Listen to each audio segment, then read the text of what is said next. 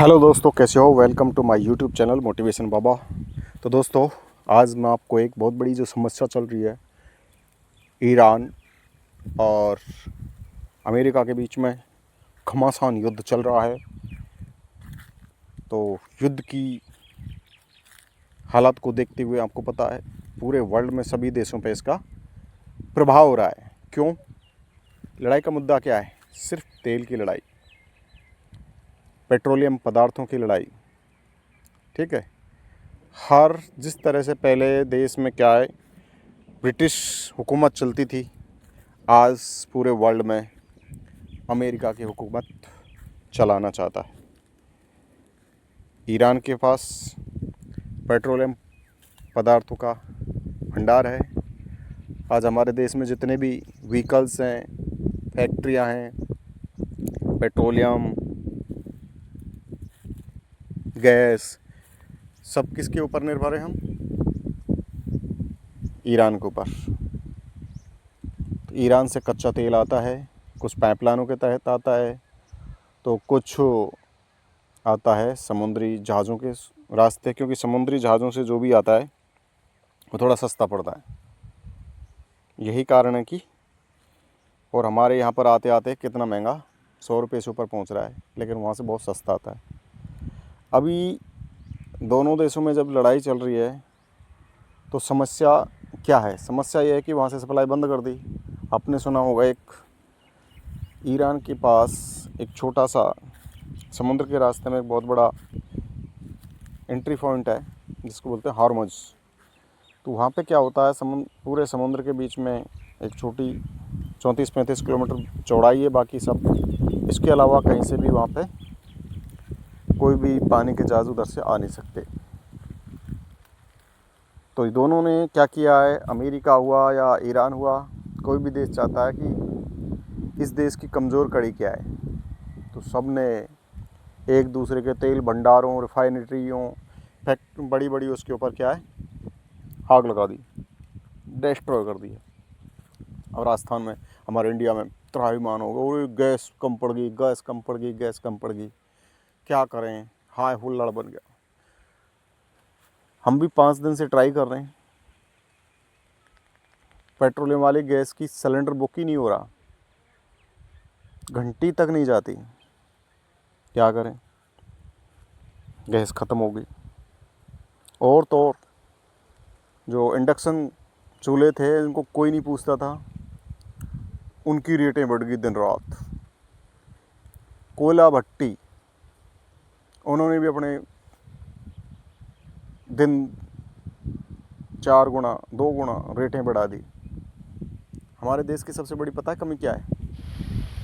हम इस तरह की जो सिचुएशन आती हैं देश के अंदर, जो दिक्कतें आती हैं ना, उनका नाजायज़ फ़ायदा उठाते हैं हम।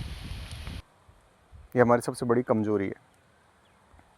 सपोर्ट नहीं करेंगे, उसमें भी हम अपना बिजनेस 2 रुपये कमाने की सोचेंगे, यार मौका मिला है कमा लो।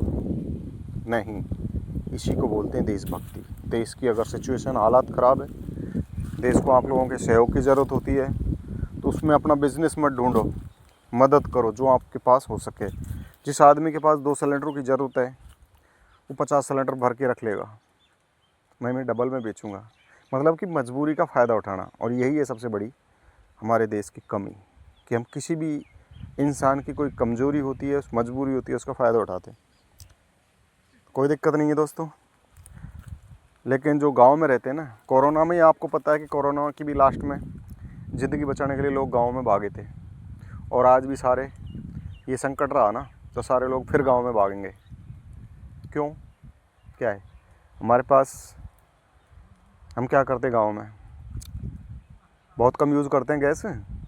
भैंस हैं, गाय हैं, उनका गोबर है, गोबर के कंडे बनाते कि नहीं बनाते? कोई दिक्कत नहीं है, कंडे बना लेंगे, कंडे काम आएंगे। उसके बाद और क्या है, लकड़ी हमारे गांव में रहती है, सबके घरों में चूल्हे रहते हैं, तो भैया चूल्हे पे रोटी बना लेंगे, कोई टेंशन नहीं है।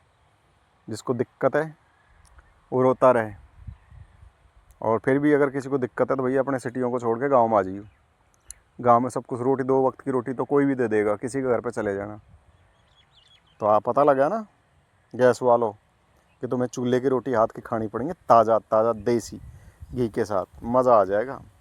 तो छुट्टी मनाने के लिए अपने घर में भी आ जाओ। और देख लो भाई, हमने जुगाड़ ढूंढ लिया है एलपीजी सिलेंडर की कमी का। और मुझे पता है जुगाड़ आपने भी लगा लिया होगा। किसी ने इंडक्शन चूल्हा मंगा लिया होगा, किसी ने वो क्या बोलते हैं कोयले वाला भट्टी मंगा ली होगी कि नहीं मंगाई होगी पक्का। और कुछ नहीं तो भाई वो कोई न कोई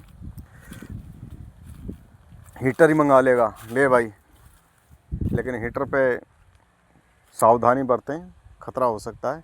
तो सबसे बढ़िया देसी जुगाड़ है, अपने चूल्हा का इंतज़ाम करो, लकड़ी तोड़ो और फर्स्ट क्लास बढ़िया रोटी बनाओ। बस थोड़ा टाइम तो लगेगा, ठीक है। पुराने दिनों की यादें ताज़ा कर लो। हमने तो जुगाड़ बना लिया है। अगर किसी को नहीं है तो भाई बोलते हैं ना, घर का सारा काम आना चाहिए बहू बेटी को।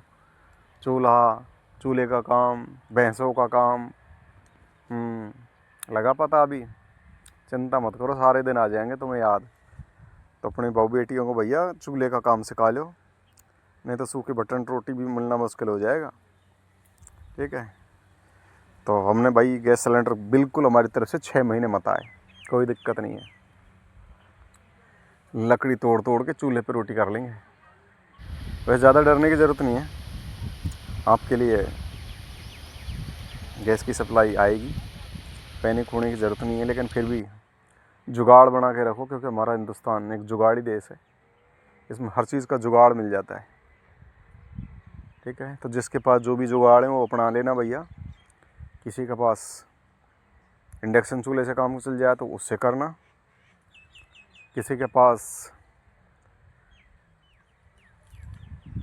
क्या बोलते हैं कोयले वाली भट्टी है उससे काम चलाना, और नहीं है तो फिर पुराने ज़माने की तरह वो मीथेन गैस के गोबर को पटको, उसकी गैस से अपना चूल्हा जलाओ।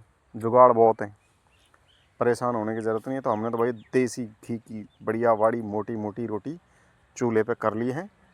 किसी को खानी है तो आ जाना, मज़े आ जाएंगे, कोई दिक्कत नहीं है, कोई टेंशन नहीं है। जिसकी जान है वो जान, भाई हमारा जुगाड़ हो गया है, घबराना नहीं है, सोचना है। भगवान ने बुद्धि दी है, दिमाग दिया है कि हम अल्टरनेटिव क्या हो सकता है अगर गैस सिलेंडर नहीं आया। अरे यार, पहले के ज़माने में कौन से गैस सिलेंडर थे? कैरोसिन का वो प्रेशर कुकर ले लो, कहाँ दिक्कत आ रही है। ये जितनी फैसिलिटी मिलेंगी ना, बस 4 दिन फैसिलिटी मत मिलो, त्राहीमान हो जाती है, परेशान हो जाते हैं, पता नहीं क्यों। तो चलो दोस्तों, मेरी जानकारी अच्छी लगी, एन्जॉयमेंट लो, आनंद लो, और जो मैंने आपको तरीके बताए उनका इस्तेमाल करो और अपने घर की रोटी बनाओ, खाओ पियो मस्त करो, ज़्यादा सोच विचार नहीं करें। अगर अच्छी लगी तो लाइक और कमेंट ज़रूर करना।